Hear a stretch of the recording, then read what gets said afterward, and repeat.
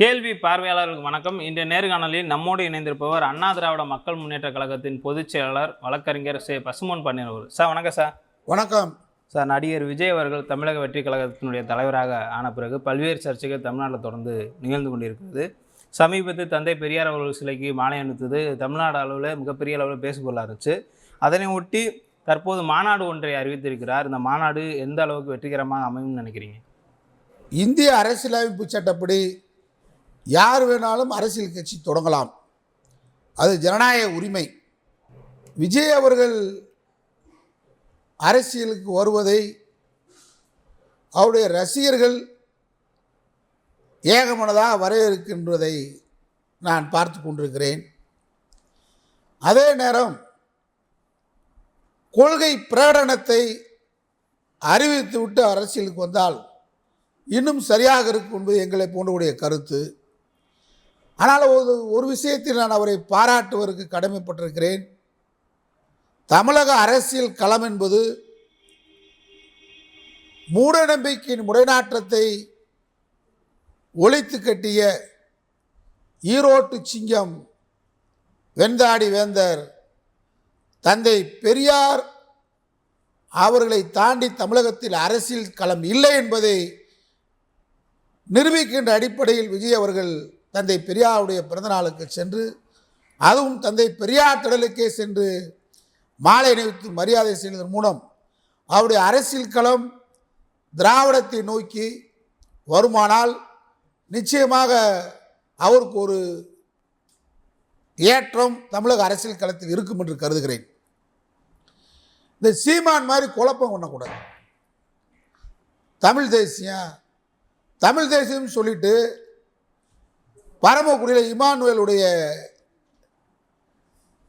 நினைவிடத்துக்கு சென்று முதல்ல வந்தது இந்த ஜாதி, ரெண்டாவது வந்து இந்த ஜாதி, மூணாவது இந்த ஜாதி, பூரா நீ வந்து நாடார்னு பட்டம் போட்டுக்க அப்படின்ற மாதிரி சொன்னால், நான் அந்த சீமானை ஆதரிக்கக்கூடிய மற்ற அதர ஜாதிகள், இன்னும் குறிப்பாக சொன்னால் தென் மாவட்டத்தில் பெரும்பான்மையானர்னு சொல்லக்கூடிய நம்ம ஆண்ட பரம்பரை முக்குளத்தூர், நீ எல்லா வரலாற்று செய்தியும் பேசுகிற, பெரியாரை வந்து விமர்சனம் பண்ணுறதுக்காக தேவரை இணைச்சி பேசுகிற, தேவர் தியாகம் பண்ணார், பெரியார் 70 வயசில் கல்யாணம் முடித்தார்னு சொல்கிற.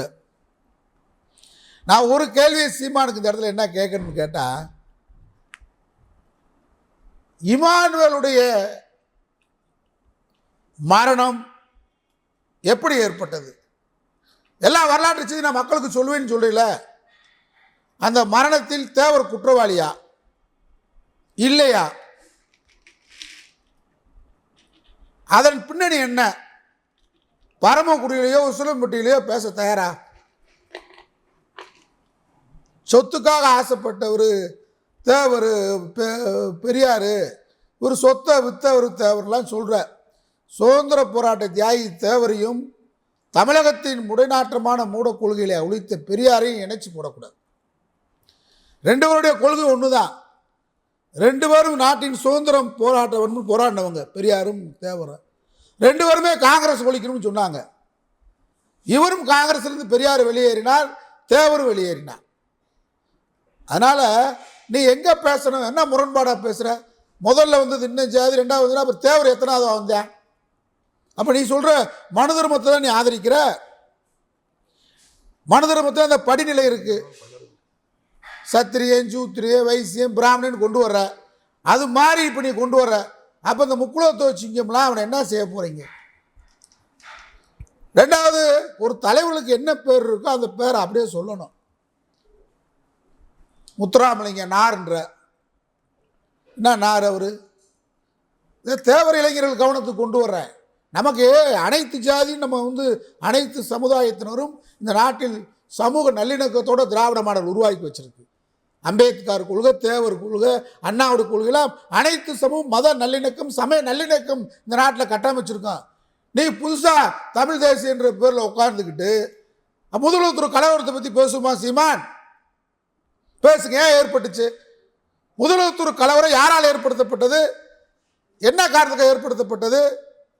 கீழத்தூரில் கண்ணை கட்டி சுட்டது நியாயமா? அப்போ யார் முதலமைச்சர்? அன்றைய முதலமைச்சர் செய்தது சரியா? கீழத்தூள் தியாகிகளுக்கு அஞ்சலி செலுத்துவதற்கு சீமான் வர தயாரா? அந்த வரலாறை பேசுவோமா? எங்கெங்கே இப்போ எல்லா வரலாறையும் பேசுறீல. அதனால சாதிய மோதல்களை திரும்ப வரக்கூடாது. அது சொன்னா நீ பேசக்கூடாது. அது மாதிரி தான் நான் நடிகர் விஜய்க்கு என்ன சொல்றேன்னு கேட்டால், இது மாதிரி குழப்பமாக இருக்கக்கூடாது. அரசியல் களத்தில் காணாமல் போயிடுவார்.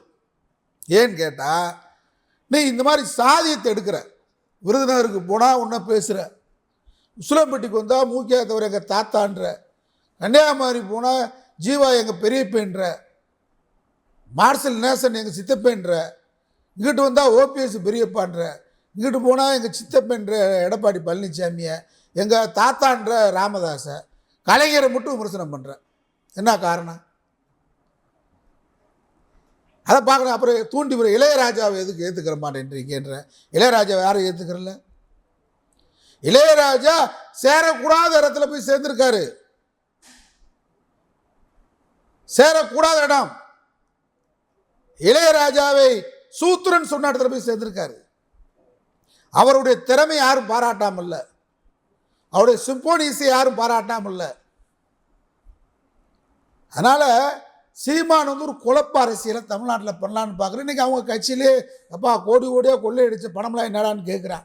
இலங்கை தமிழருக்கு நம்ம கேட்கல. அவங்க கட்சியிலே திருச்சியில் கூட்டத்தை போட்டு பேசுகிறாங்க. இப்போ நிறைய பேர் விஜயலட்சுமிக்கு கூட 50 இவரெல்லாம் பெரியார் திருமணத்தை பற்றி பேசுகிறாரு. விஜயலட்சுமிக்கு 50,000 ரூபா வாசல் பண்ணுன்னு சொல்லி கட்சி தொண்டைகிட்ட வசூல் பண்ண ஒரு ஈன நாய். இது மாதிரி விஜய் அரசியல் கலை இருக்கக்கூடாது. மாநில சுயாட்சியை பற்றி தெளிவான ஒரு முடிவு விஜய்கிட்ட வரணும். நீட்டு தேர்வில் ஒரு தெளிவான முடிவு வரணும். ஆதிக்க இந்திய இருப்பில் ஒரு தெளிவான நடவடிக்கை எடுக்கணும். மத்தியில் இருக்கக்கூடிய கூட்டாட்சி அங்கே அதிகார குவியலை தடுக்க வேண்டும். காஷ்மீரில் 370 உங்கள் நிலைமை என்ன? பொது சிவில் சட்டத்தை எதிர்க்கிறீங்களா ஆதரிக்கிறீங்களா? குடியுரிமை திருத்தத்தை ஆதரிக்கலாம் எதிர்க்கிறீங்களா? பாஜக ஒன்றிய அரசு நடவடிக்கையை, ஜனநாயக விரோத நடவடிக்கையை எதிர்க்கிறீங்களா ஆதரிக்கிறீங்களா? இதெல்லாம் நாட்டுக்கு தெளிவாக சொல்லிட்டு வந்தால் தான் ஒரு கொள்கை பிரகடனம் இருக்கணும். திராவிட முன்னேற்ற கழகம் இன்னைக்கு 75 வருஷம் பவள விழா கொண்டாடுது. ஒரு கட்சி இந்தியாவில் பவள விழா கொண்டாடுற கட்சி ஆட்சியில் இருக்குன்னு சொன்னால் 25வது ஆண்டு விழா வரும்போது ஆட்சியில் இருந்துச்சு. 50வது ஆண்டு விழா நடக்கும்போது திமுக ஆட்சியில் இருந்துச்சு. இன்னைக்கு பல நடக்கும்போது திமுக ஆட்சியில் இருக்குது. 100 நடக்கும்போது இருக்கும். காரணம், அடிப்படை கருத்தியல் திராவிட முன்னேற்ற கழகம் திராவிட இயக்கத்திலே பெரியாரை உள்வாங்கி அண்ணாவை உள்வாக்கி திராவிட சித்தாந்தத்தை நாம் கையில் வச்சிருக்கிறோம். அது கருத்தியல் வேணும். நடிகராக இருந்தால் மட்டும் அரசியல் களத்தில் வெற்றி பெற முடியாது. எம்ஜிஆர் மட்டும்தான் நடிகராக இருந்து வெற்றி பெற்றார். காரணம், எம்ஜிஆர் அரசியலில் நேரம் ரெட்டலையை காமிச்சு வரல. அண்ணாவை தலைவராக ஏற்றுக்கொண்டவர், பெரியாரின் சிந்தனையை ஏற்றுக்கொண்டவர். ஓரிரவு நாடகங்களை திராவிட முன்னேற்ற கழகத்தின் மேடைகளில் மாநாடுகளில் நடித்து காட்டியவர். அட்வொகேட் அமரன் நாடகம் நடித்தினார், சீர்திருத்த நாடகங்கள் நடித்து காட்டினார். முதல் சீர்திருத்த நாடகங்களில் திராவிட இயக்கங்களில் பங்கேற்று நடித்து ஒரு சமூக சீர்திருத்தவாக தன்னை உருவகப்படுத்தி கொண்டு அரசியல் களத்துக்கு வந்தார். அவரை தவிர நீங்கள் தமிழ்நாட்டில் யாராவது எந்த தலைவராக அம்மா வந்திருக்காங்க, நடிகின்ற காரணம் இல்லை அவங்களுக்கு. அதிமுக மிகப்பெரிய அந்த இயக்கத்தை, கட்டுக்கோப்பான இயக்கத்தை திராவிட முன்னேற்ற கழகத்துக்கு மாற்றாக அதிமுக நடத்தி காட்டினார். அதனால் அவங்களுக்கு அந்த செல்வாக்கு இருந்துச்சு. இன்னைக்கு ரஜினிகாந்த் களத்துக்கு வந்தார், வெற்றின்னு தேடி பார்த்தார், எங்கேயும் வெற்றியில் ஓடி போயிட்டார். அதனால் விஜய் வர்றாரு. திராவிட மாடல், பெரியார், இடஒதுக்கீடு, சமூக நீதி, இதெல்லாம் உங்கள் பார்வை என்ன சொல்லணும்? இல்லை, பெரியார் சிலைக்கு மாலை போட்டது வரவேற்கிறோம். கூடிய முன்னோட்டத்தை நாங்கள் வரவேற்கிறோம். எங்களுக்கு திராவிட மாடலை எங்களை போன்றவர்களுக்கு, என்னை போன்றவர்களுக்கு, கோடான கோடி திராவிட இயக்க சிந்தனையாளர்களுக்கு என்ன வேணும்னு கேட்டால், திராவிட இயக்கத்தின் சித்தாந்தத்தை கொண்டு போகக்கூடிய யாராக இருந்தாலும் அவங்களுக்கு முன்னாடி ஆதரிக்க தயாராக இருக்கும். அது நடிகர்ன்றக்காக மட்டும் இல்லை, புறக்கணிக்க மாட்டான். நடிகர்னா தீண்ட தவிர. சீமான் சொன்னார், ஆட்சிக்கு வரவனை திரையில் தேடாதீங்கடா, தரையில் தேடுங்கடா, சிறையில் தேடுங்கடா. நான் முன்னாடி இப்போ என் தம்பி விஜய்னா விஜய்க்கு தான், விஜயுடைய ரசிகர்கள் தான் சீமானால் பாதிப்பு, சீமானுக்கு தான் பாதிப்பு. திமுகவுக்கு அதிமுகக்கெல்லாம் விஜய் வருகை பாதிப்பு கிடையாது. ஏன்னா அவன் ஏற்கனவே சித்தாந்தங்களை உள்வாங்கி தான் பொதுவுடைமை கம்யூனிஸ்டில் இருப்பான், தேசிய காங்கிரஸில் இருப்பான், விடுதலை சிறுத்தையில் இருப்பான், தமிழ் புலிகளில் இருப்பான். இவெல்லாம் இளைஞர்கள்லாம் கருத்தியலை உள்வாங்கி கொண்டு இந்த இயக்கங்கள் இருக்கிறவங்க. ஆனால் சீமான்ட்ட அப்படி இல்லை. இந்த வேகமாக போனாங்க, வேகமாக போனோன்னா வேகமாக இருக்கக்கூடிய நடிப்புத்துறையில் இருக்கக்கூடிய விஜய் இழுக்க முடியும். சீமானுக்கு பெரும் பாதிப்பு. அதனால தான் கெஞ்சி பார்க்குறேன், கதறி பார்க்குறேன், அண்ணன்றான், தம்பின்றான், வான்றான், போன்றான்.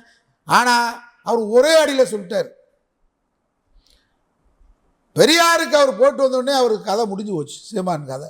இல்லை, அது சீமானுக்குடைய எதிர்ப்பாக தான் பார்க்க முடியுமா தான்? சீமானுடைய கட்சிக்கு எதிர்ப்புனா சீமானை எதிர்த்து ஒரு கட்சி தொடங்கலை.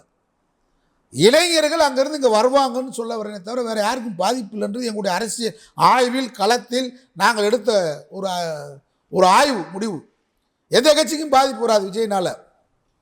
இன்றைக்கி மிகப்பெரிய பாதிப்பு சீமான் நாம் தமிழர் கட்சிக்கு தான். அதனால தான் தம்பி வா, நான் வரவா, நீ வரவா, சாப்பிடுவோமா, டீ சாப்பிடுவான்னு கேட்டுக்கிட்டு இருக்கேன். விஜய் நல்ல ஒரு முன்னோட்டமாக எடுத்து வர்றாரு.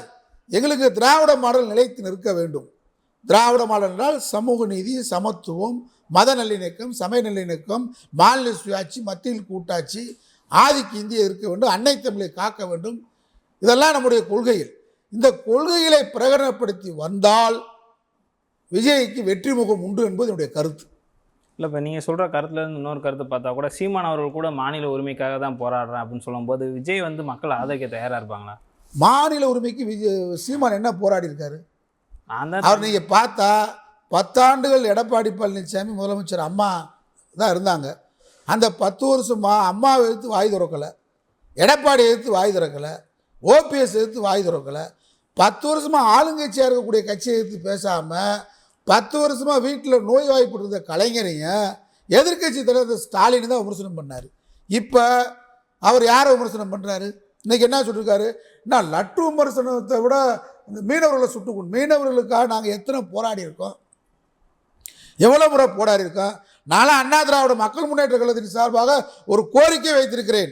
தொடர்ந்து எங்களுடைய மீனவர்கள் தாக்கப்பட்டால் நாங்கள் ராமேஸ்வரம், வேதாரண்யம், நாகப்பட்டினம் மீனவர்களுக்கு அண்ணா திராவிட மக்கள் முன்னேற்ற கழகம் துப்பாக்கி பயிற்சி வழங்கும். மீனவர்களுக்கு அவன் பாதுகாத்துக்கிறதுக்கு, செல்ஃப் டிஃபென்ஸ் பாதுகாக்கிறதுக்கு துப்பாக்கி வழங்குவோம்லாம் பேசியிருக்கோம். நாங்கள் இதோட நீ என்ன பேசியிருக்க போகிற? இவருடைய மாநில உரிமைகளுக்கு ஒரு குரல் என்ன கொடுத்துருக்கிறாரு? இப்போ கலைஞர் மாநில உரிமைகளுக்காக இந்தியாவிலே குரல் கொடுத்தார். ஓய்வு பெற்ற நீதிபதி ராஜமன்னார் குழு அறிக்கை, மாநில சுயாட்சிக்காக ஒரு அறிக்கையை கொண்டு வந்து ராஜ்சலின் தலைமையில் டெல்லியில் கொடுத்தாங்க, சர்க்காரியா கமிஷன். நீங்கள் ராஜமன்னார் குழு அறிக்கை பரிந்துரை தான் சர்க்காரியா கமிஷன் மாநில சுயாட்சி வருது.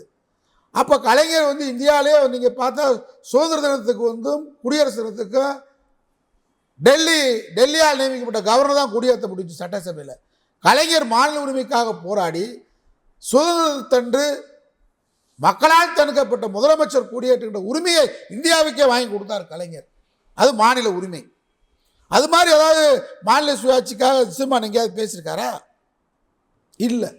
விஜய் வந்து நல்ல முன்னோட்டமாக வர்றாரு. இன்னைக்கு கூட அவர் நீங்கள் சொன்ன மாதிரி ஒரு நெத்தியில் அது மத அடையாளம் தேவையில்லை. வீட்டுக்குள்ளே நீ என்ன அறையில் இருந்துட்டு என்ன சாமி முடியும், தொழுகை பண்ணுங்க, பிரார்த்தனை பண்ணுங்க, இல்லை சிவனை வச்சுக்க, விநாயகரை வச்சுக்க, கும்பிடு, என்ன வேணாலும் பண்ணு. வெளியே வரும்போது மனிதனாக வரணும். பொது வாழ்க்கையில் இருக்கிறவங்க மத அடையாளமோ சாதி அடையாளமோ ஒரு மனிதனுக்கு பொது வாழ்க்கையில் இருக்கிறது இருக்கக்கூடாது. நான் வீட்டுக்குள்ளே என்ன வேணாலும் இருக்கலாம். நான் வெளியில் வருகின்ற பொழுது இந்த நாடு மதச்சார்பற்ற நாடு. இந்த நாட்டில் பல்வேறு மதத்தினர் சாதியினர் வாழக்கூடிய நாடு. இந்த நாட்டில் ஒரு கட்சியின் தலைவராக நாம் வெளியே வரும்போது எனக்கு நான் ஒரு அடையாளமாக வரக்கூடாது. ஒரு மத அடையாளமோ ஒரு சாதி அடையாளமோ எனக்கு இருக்கக்கூடாது. அந்த அடிப்படையில் நான் என் கட்சியோ நானோ செயல்படக்கூடாது. அது மாதிரி இன்றைக்கி விஜய் வந்து நெற்றியில் போட்டு எடுத்துருக்கிறான்றது வரவேற்கத்தக்கது. ஆனால் உங்களுடைய நடவடிக்கை காலப்போக்கில் உங்கள் மாநாட்டுக்கு பின்னாடி தெரியும். பொதுவாக எங்களுடைய எதிர்பார்ப்பு என்னென்னு கேட்டால், பெரியாரை உள்வாங்கி, அம்பேத்கரை உள்வாங்கி, இங்கே கூடிய மார்க்ஸுடைய தத்துவத்தை உள்வாங்கி, அதுதான் காந்தியத்துடைய சோசியலிச கொள்கைகளை உள்வாங்கி ஒரு அமைப்பாக விஜய் வந்தால், கொள்கை பிரகடனம் செய்து வந்தால் அவருக்கு எதிர்காலம் உண்டு என்பதை நான் உறுதியாக சொல்லிக்கொள்ள கடமைப்பட்டிருக்கிறேன். விஜய் அவர்களுடைய அரசியல் குறித்தும் சீமானுடைய துரோகம் குறித்து பல்வேறு கருத்துக்களை பயந்தமைக்கு மிக்க நன்றி சார். நன்றி.